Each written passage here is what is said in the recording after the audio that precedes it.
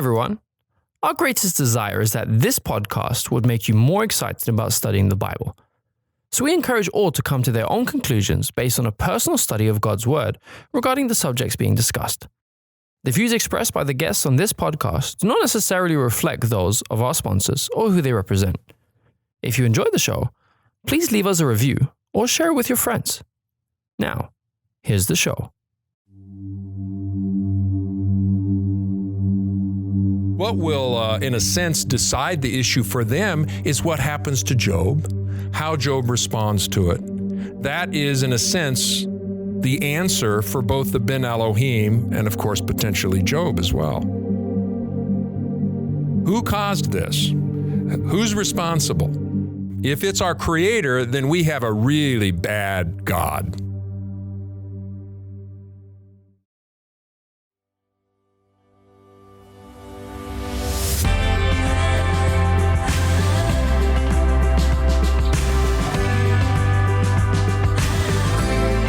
I'm Dean Cullinane, and you're listening to Why They Did That, a show that explores the motivations of biblical characters and how their choices can guide yours. With me today is Dr. Karl Wilcox. He's an English professor with a particular passion for Old Testament narrative. He spent the last 10 years grappling with the book of Job, and it's a rather strange book. It's found near the middle of the Bible, just before Psalms, even though most scholars believe it takes place before the story of Abraham in Genesis. And it's essentially just recorded conversations in the form of Hebrew poetry. But it tackles the difficult questions, the ones we all have. Is God just? Why do good people suffer? And what part does God play in that suffering? Now, we pick up the book of Job in the first chapter, verse 6. The narrator transports us to some celestial realm where God and the angels, or the Ben Elohim in Hebrew, are meeting, and somehow Satan just shows up. Now, we don't know the rules here, or how Satan can even come into the presence of God at this time, but he's there. And he's allowed to speak. In fact, God notices his presence and asks him where he's come from. The question is curious because, of course, God is not asking the question because he needs an answer. Right. Therefore, the question has a satirical function. Mm-hmm. It's meant to potentially tempt Satan, as it were, to consider Job. We can read it there. It says, "And the Lord said to Satan, 'From where do you come?' So Satan answered the Lord and said, 'From going to and fro on the earth, and from walking back and forth on it.'" Notice the redundancy in Satan's answer. Right, he's just saying that, he's just on earth. He's just walking around. He's essentially just not doing much. He's harmless. He's on a walkabout. He's on a walking tour. He's a disinterested tourist. That's the impression he would create. He has absolutely no agenda, right, apart from wandering aimlessly about. So there we get a clear example of Satan in effect lying, deceiving. It's a fairly transparent lie. Nobody, I think, in the room believes him. Right. But that's how he would portray himself, as an innocent observer of God's universe. And that, of course, raises the implication, and I think Satan is implying this, that on earth where there is so much pain, he is innocent, therefore God must be the author of that pain. Right. He's really trying to remove himself from any suggestion that he's in fact the devil. Right. Satan is claiming he's harmless, and so God responds with sort of an unexpected question. Yes, and other commentators have wondered about this because it would appear that God is actually offering up Job as a kind of living sacrifice to Satan's cruelty. Right. But there's another way to consider this, because in verse 8, when God asks the question, this is his second question, have you considered my servant Job, that there is none like him on the earth, a blameless and upright man who fears God and shuns evil? That word evil, of course, is a key term, because now the question emerges, who's the author of evil, God or Satan? And Satan can't help himself. He actually exposes himself in verse 9 when he says, so Satan answered the Lord and said, does Job fear God for nothing? In other words, either God is the one who causes human misery or Satan. And then in verse 9 and 10, Satan pretty much identifies himself as the author of evil and human misery, and he identifies God is the one who protects people from human misery, because God's put a hedge around Job. Which begs the question, how does Satan know that there's even a protective hedge around Job? Yeah, it's ironic that Satan presents himself as an innocent and then, in his own words, identifies himself as the dangerous person in the universe. And God is the one who protects Job from whom? Well, Satan. Now, the conversation progresses to where Satan, in the next few verses, questions Job's motives for being faithful to God. And he states that if God's hand touches him, that Job will surely curse God. Yeah, so Satan is contesting that if God were to hate Job or treat him badly, Job would quite naturally turn on God. And that argument is a serious one. And it's an argument that God cannot ignore, because it's something that every human being, more or less, understands. When we suffer and we don't know that it's our fault, we assume that God must be the author of it. And in verse 11, that's basically what Satan sort of implicitly, he doesn't present it as a proposition. It's just assumed when he says, but now stretch out your hand, he's speaking to God, and touch all he has, and he will surely curse you to your face. You mentioned Satan has an audience here, and he's trying to paint a certain picture of God. But God doesn't ever defend himself. Yeah. Satan says it's God's hand. God says it's Satan's. Yep. And the audience has to choose who to believe. Yeah, it's not, you're right. I don't think Satan seriously believes he can persuade God to believe him. But he's got those angels, the Ben Elohim, who are still in the room, presumably. So this argument must be for their benefit. And of course, potentially also for our benefit. This is an argument which not only would affect the Ben Elohim in the conversation, but if it's recorded and passed down throughout the rest of human history, there's a chance that what he says here could determine the outcome of the conflict between God and Satan. In other words, are we going to believe that God causes both prosperity and misery? Or are we going to think that maybe God causes prosperity and Satan causes misery? And a lot hangs on which way you decide on that issue. Yeah, and I think that we find, especially today, we find that this is the worldview that many people have, that God is the one that is bringing suffering upon those that deserve it, and even in some cases, those that don't. Yes, the insurance companies refer to disasters as acts of God. Acts of God. They invariably do not refer to them as acts of Satan. Right. And that is exactly what Satan argues in verse 11 when he says, God, you stretch out your hand and you touch everything Job has. And that is Satan's proposition, although it's communicated as just an assumption regarding who God is. Satan doesn't argue that God causes human suffering. In verse 11, he assumes it. It's a given. It's not even questioned. And this is the diabolical cleverness, rhetorical cleverness of Satan.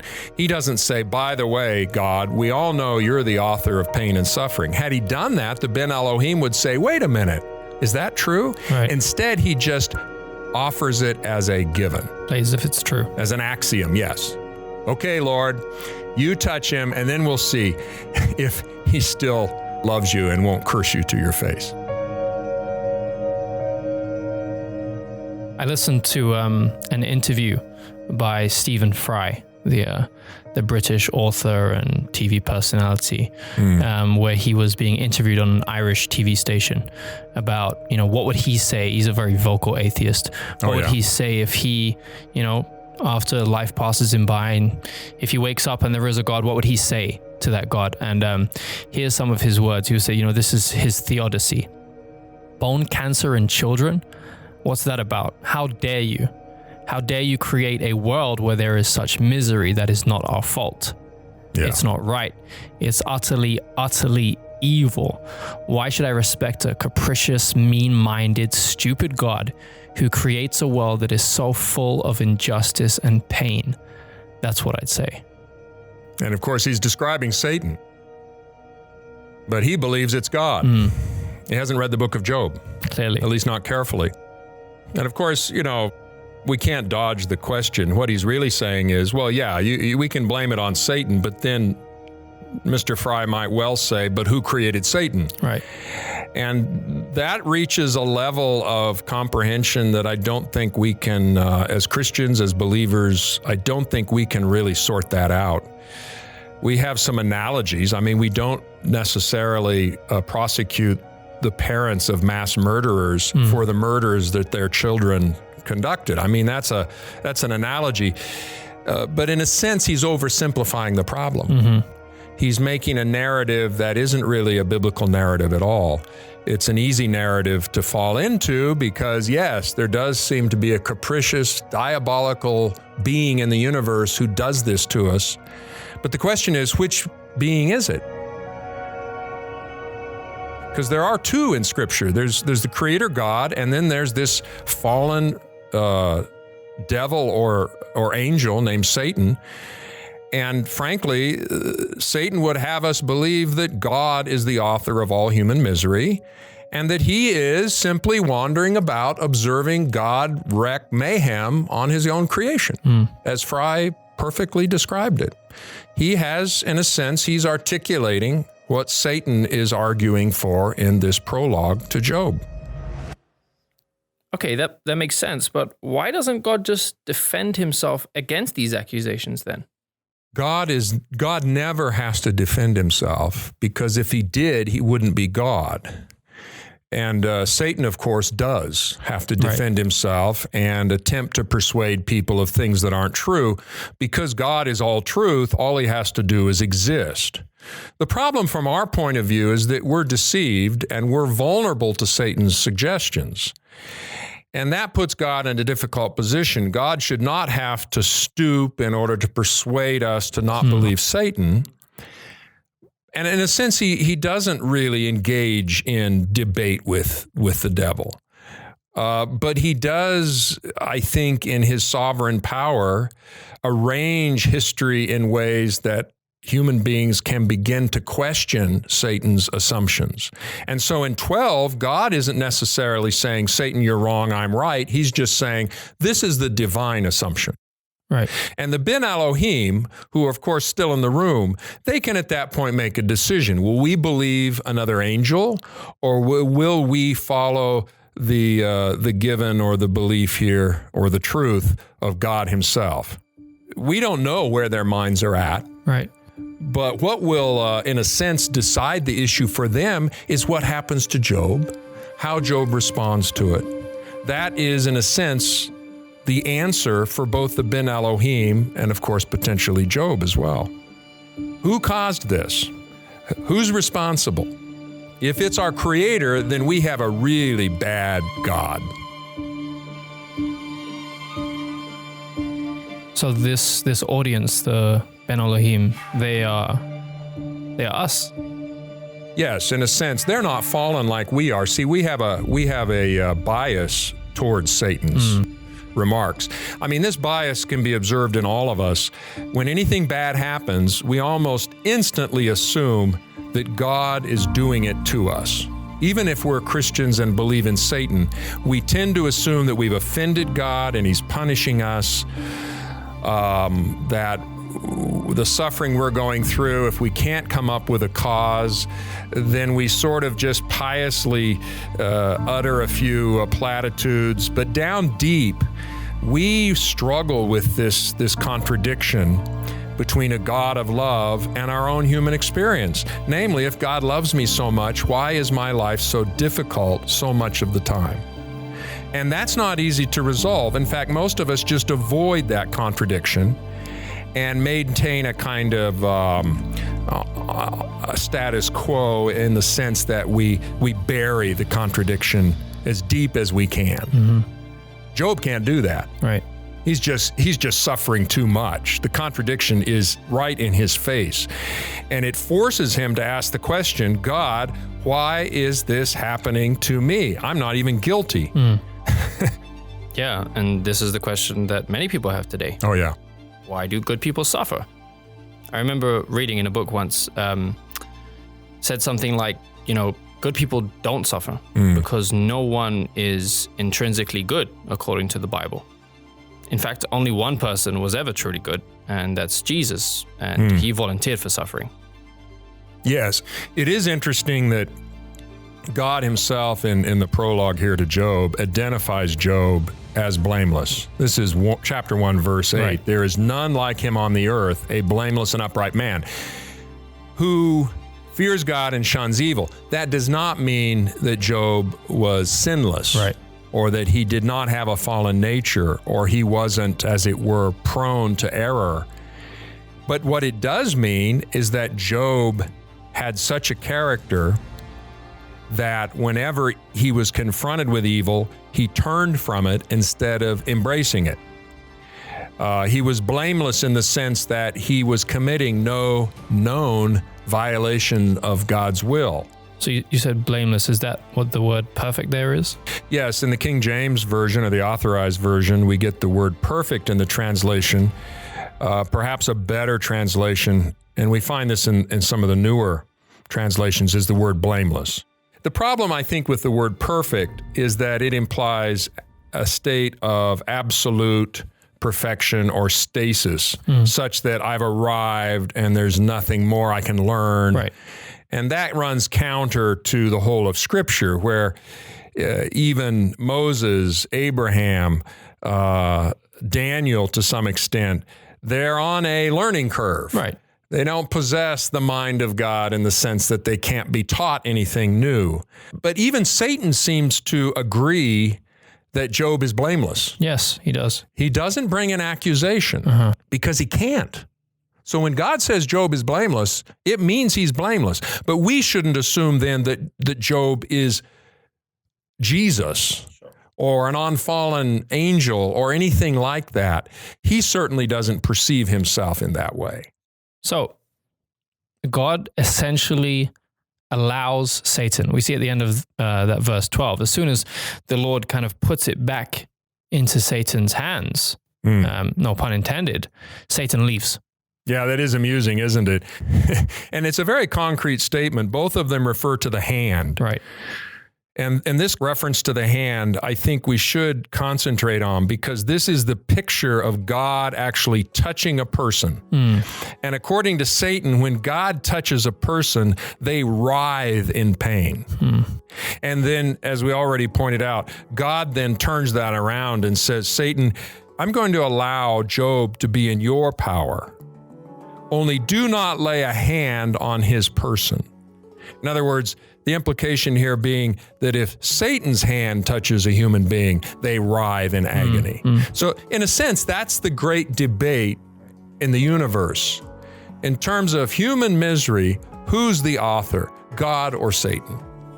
Because in a sense, there's nothing more to say, unless they're going to go back and forth throughout eternity saying, no, it was you. No, it was you. No, I know it's you. In other words, the only way we can really know the truth about whose hand causes human misery is to now observe what happens to Job. When we're back, we'll have a look at just how bad Job's suffering gets and why God even allows such suffering to happen in Job's life and in yours. Stay with us. I'm Dean Cullinane, and you're listening to Why They Did That.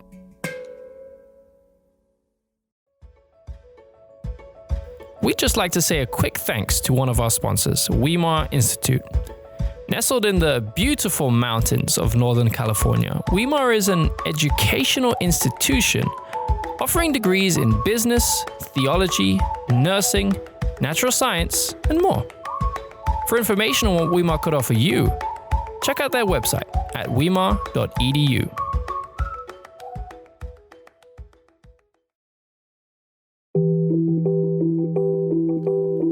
Now, Job finds himself caught in the crossfire of this conflict between God and Satan. From the beginning of this interaction, Satan has claimed that Job only serves God because God has blessed him and protected him. And so to prove Satan wrong to the onlooking angels, God allows Satan to bring immense suffering into Job's life. And he wastes no time in doing so. In fact, it's one of the most shocking, jaw-dropping scenes in all of Scripture. One of Job's servants shows up to speak to him during the day and tells him that some foreigners have come and stolen all of his oxen and donkeys, and he had hundreds, and then they killed all of his servants. But this is only the beginning. In the midst of that conversation, another one of his servants shows up and claims that the fire of God has fallen from heaven and killed all of his sheep and those that looked after them as well. But none of that really compares to the news that Job receives next. A final servant comes and tells him that all of his children were gathered at his eldest son's home when a great wind came and caused the whole house to collapse in on itself, killing every single one of his children. Satan has wasted no time in wreaking havoc in Job's life. But God gave him permission to do so. So does that mean that God has to take the blame?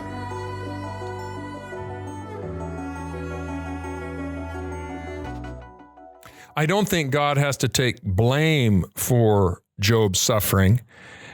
But there is that problem. If God hadn't given Job into Satan's hand, Job obviously would not have suffered. And more to the point, he wouldn't have lost all 10 of his adult children to death. So that's a serious fact. And I don't think as readers, we can just dismiss that with some theological nonsense. We have to acknowledge, at least if you read the first chapter or two of Job, that this contest between God and Satan incurs casualties. It's not an easy matter. God can't wave a magic wand over the sin problem and just make it vanish. The bigger question is, are those casualties ultimately justified? And that's a big question that I'm not sure the book entirely answers. And it's a question we may have to live with. But another way to approach it is to ask this question. If God were not to allow Job to suffer, what would have been the outcome for the human race then? And then I think you can see that God is in a position where he really has to choose between two rather less than ideal outcomes. Sure, he could preserve Job's happy life, but then Satan could continue to argue that Job only loved God because God bribed him, as it were. And then, of course, if that message gets out through the universe, it colors God's character in a particular way. And then, unless God allows Job to suffer and allows Job to be tested, it's just a matter of time before the evidence colors God as basically bribable, mercenary. He's only lovable if he can buy your love and affection. And that's a huge risk as well. And I'm not sure I can fully grasp what the implications of that might be. But certainly if Job doesn't go through any suffering, Satan's charge stands for eternity. Or at least until someone else like Job comes along. So I don't see how God can avoid it. But notice that God also puts some qualifications on this in verse 12. He says, everything he has is in your power, but you can't put a hand on his person. So God isn't giving Satan total destructive power over Job. But God did eventually let him touch him, right? In chapter 2, there's basically the same conversation. Satan this time claiming that Job's only really been faithful still because God has held Satan back from touching him. So, God gives Satan permission to do so, and then Job is plagued with these massive boils all over his body. At that point, there's no hands mentioned. Right. God appears to be taking responsibility for what's happening to Job. Not the blame in the sense that he's culpable, but he is taking responsibility because he is, in fact, in a sense, been incited against Job by Satan. In other words, Satan has tempted God, and God has met the challenge, and he is now, that is God, is apparently against Job without cause. And this is very interesting because it's as if God is saying, I am for a period of time here acting as an unjust deity because I am punishing him without cause. And there's no way you can get around that in human terms. If a judge punishes a person for a crime they didn't commit and he knows they're innocent, he's an unjust judge. Right. So God, in verse 3, basically says, I have been incited by Satan to destroy Job without cause. I am unjust in doing this. He's not trying to pretend or cloak it in sanctity. He's saying, I am doing something that's not right. Now, that may create a lot of problems in some people's minds. Well, how can God do something that's not right? The point is that it's temporary. Okay. So if a human judge passes sentence that's unjust, but later corrects that, then we consider that justice has been met. Eventually. Yes. So God is saying, I am doing this temporarily because there's a higher issue at stake than mere justice. Now, what's more important in the universe than justice? The thing that's greater than justice is, of course, love. And this is what's ironic, if Job is to understand God's love, Job has to, in a sense, understand what God is willing to do to make that love real to fallen human beings. He is willing to risk his reputation in order to demonstrate love. I mean, that's I think, in verse 3, what God is admitting to. I may not be just in the moment, but let's see how this pans out at the end. Wait. So let me get this right. You're saying that God is actually willing to be seen as an unjust God? Yeah. If that means he can be seen as a God of love? And I'm willing to risk my reputation as a just deity, at least temporarily, in order to get across a more important truth. And that more important truth is simply this: I am not the one who causes human misery. And yet, and this is what's paradoxical, in order to get that across, He has to look like the he one. has to actually appear as if he's causing human misery. And he's willing. And he's willing to take that risk because he can see that in the end, something much greater will come out of this experience than the stereotypical status quo assumption that all human misery ultimately comes from God. And I think that this is the difficult thing because we all suffer. We've all suffered, and likely we all will still suffer. And we experience that now. We experience that suffering in the present, and it oftentimes overtakes us in the present. And we don't have that, a lot of us don't have that big picture of, well, this is what it means in the grandiose scale of the whole thing. So I'm suffering now, and I want to know why I'm suffering now. Yeah. And I would like to suffer in a meaningful way. Right. And God doesn't always offer us that. And the question is why? And Job asked the same question: God, I'm suffering. And it's not so much that he rejects the suffering, but he can't accept the idea that he's suffering for no purpose or no reason. and he wants consolation at that level. You know, if I've done something wrong, show me so that my suffering will have meaning. And of course, this is a big human enterprise. How can my suffering be given purpose and meaning? Does all suffering have meaning? Well, this is very hard to believe when you're in the midst of suffering. It doesn't appear to have any utility whatsoever because they can find no purpose in their suffering. It's just nasty. Job wants to know why. And he is implacable in his demand to understand why he is suffering as a believer. And I think this is essential and perhaps unique somewhat to Christianity. We as believers cannot accept the idea that our suffering has no ultimate purpose. Now, I may not be able to always put a name to the suffering in terms of its meaning, but as an article of faith, I believe it has purpose. And I get a lot of that from the book of Job. So one thing God achieves for Job, and this is actually a reward, Job gets all his stuff back at the end of the book, but there's also some answers that he gets from God. So for example, when Job really begins to suffer, and I think that really truly begins when he learns that his children have all been destroyed. At that point, he's asking the question, if God is a God of love, and I am blameless, ethically blameless, and I eschew evil, why is it that this is happening to me? So does he think it's God? Does he say, okay, this is God doing this to me? Well, he assumes that. We see that in Job, 19:21.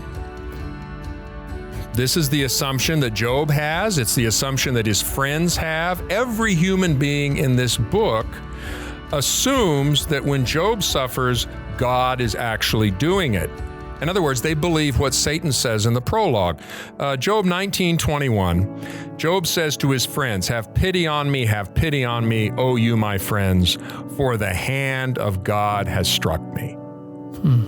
So there you have the concrete reiteration in precise terms of what Satan assumes, namely human misery is caused by God's hand.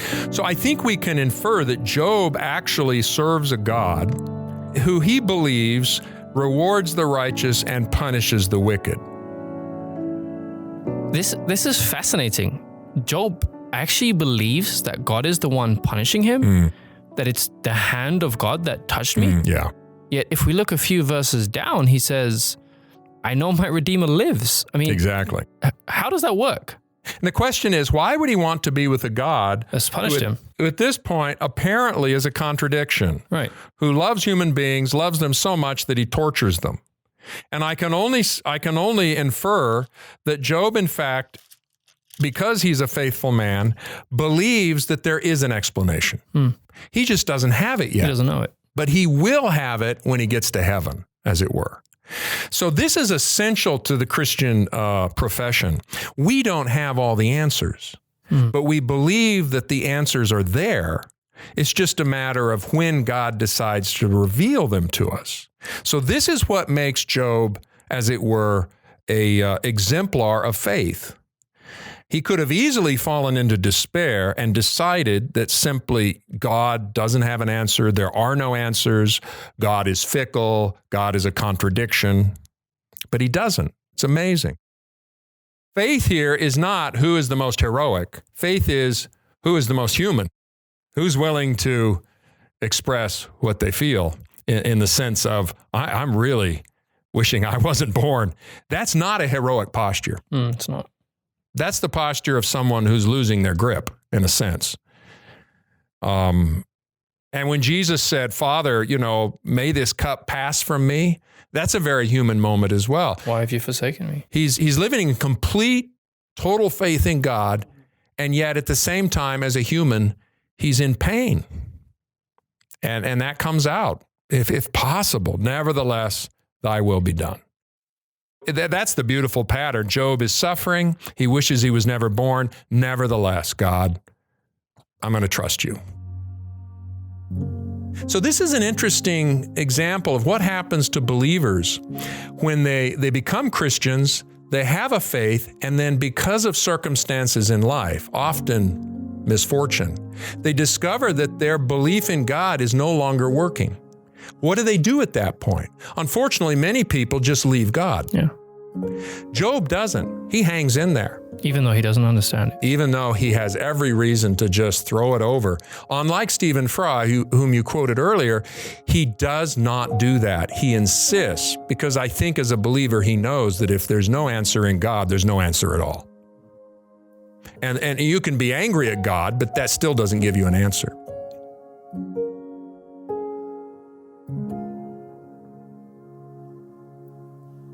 Job has lost everything.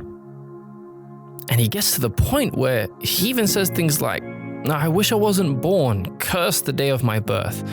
Why didn't I just die in my mother's womb? He's a broken man.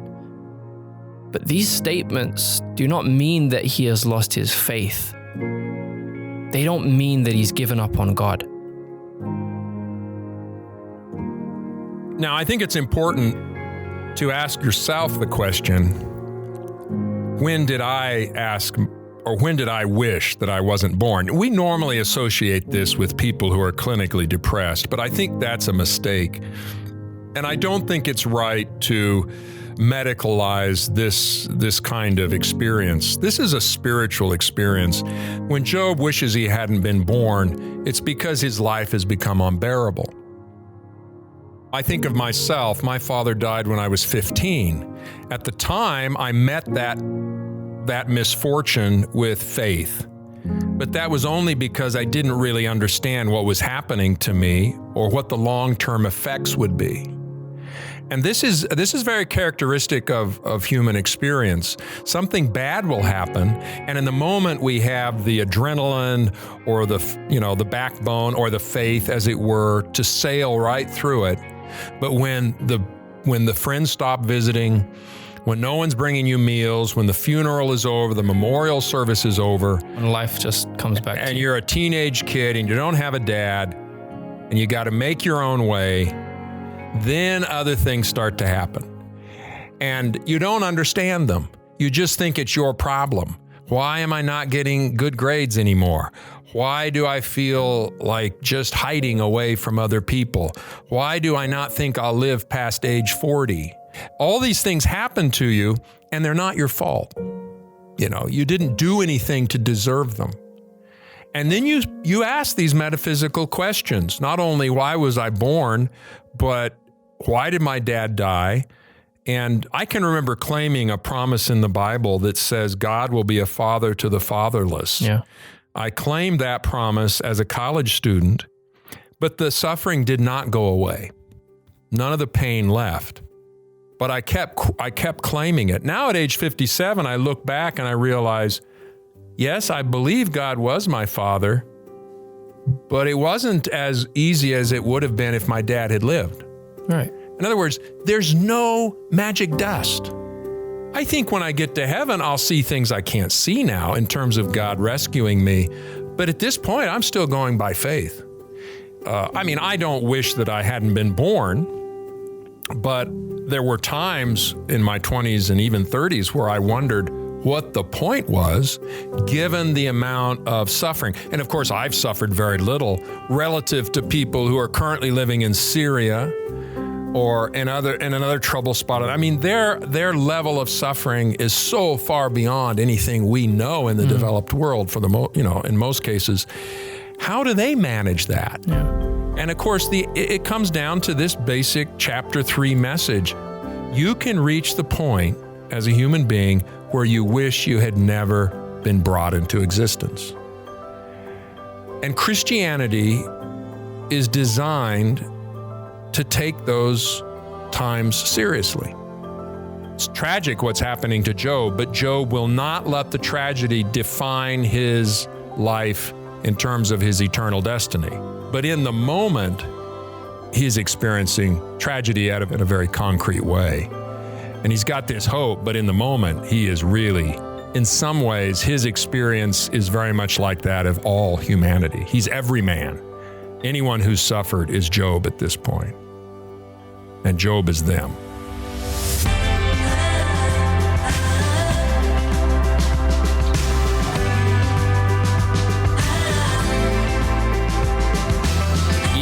an ear, let him hear. And you just heard our latest show. If you'd like to hear more or harken back to a previous episode, you can find us at whytheydidthat.org. Please also subscribe to our show at Apple Podcasts or wherever you get your podcasts. You can follow us on your favorite social media accounts, Facebook, Twitter, or Instagram at Why They Did That.